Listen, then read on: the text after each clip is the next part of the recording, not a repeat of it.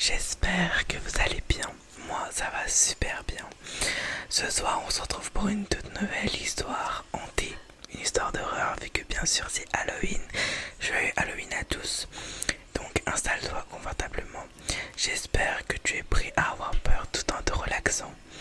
Et moi sur ce, je te souhaite une très très belle nuit. L'histoire que je vais te raconter ce soir s'intitule La chambre au miroir noir. Installe-toi confortablement. Dans le vieux manoir de Belombre, il existait une chambre où personne ne parlait jamais à voix haute. On disait qu'elle n'avait pas été ouverte depuis près d'un siècle. Depuis la mort tragique de la jeune Éléonore, la dernière héritière de la famille. La légende disait qu'avant de mourir, elle avait commandé un miroir à un artisan venu de très loin. Un miroir capable de montrer ce que les yeux ne peuvent plus voir. Depuis ce jour, tous ceux qui avaient tenté d'y entrer avaient disparu. Lorsque le manoir fut vendu à un couple de restaurateurs d'art, le mari, Adrien, entreprit de rénover pièce par pièce. Il avait entendu parler de cette fameuse chambre, bien sûr, mais il ne croyait ni aux malédictions ni aux fantômes. Un soir d'octobre, alors que le vent gémissait autour de la bâtisse et que les arbres grattaient les vitres comme des doigts impatients, il décida d'y pénétrer. La porte céda dans un soupir.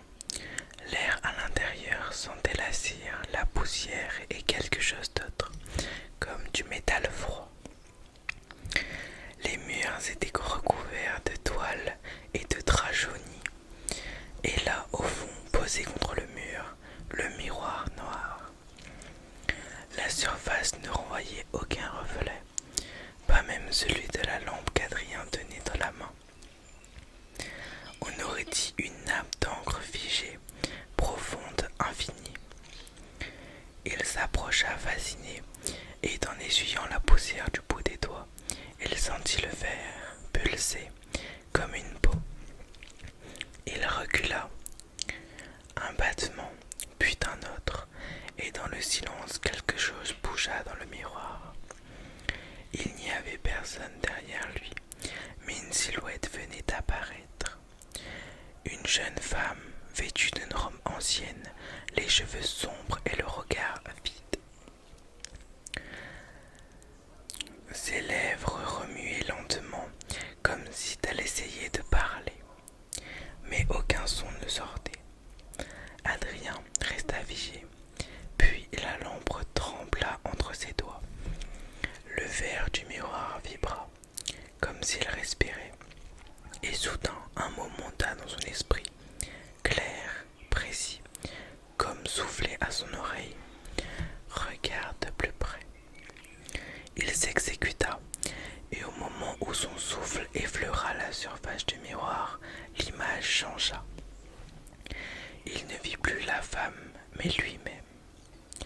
Debout dans la même chambre, mais plus vieux, les yeux creux, la peau pâle, et derrière cette version de lui, la femme, toujours là, posant une main sur son épaule. Adrien recula brusquement, la lampe tomba, la flamme s'éteignit, le noir complet. Pendant quelques secondes, il n'entendit que son cœur battre. Puis, tout près, dans l'obscurité, une voix chuchota. « Tu m'as regardé trop longtemps.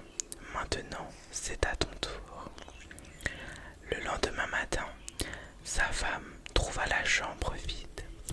Le miroir, lui, reflétait à nouveau, mais sur sa surface, on distinguait désormais très clairement un visage d'homme. Le regard fixe, enfermé derrière la vitre sombre.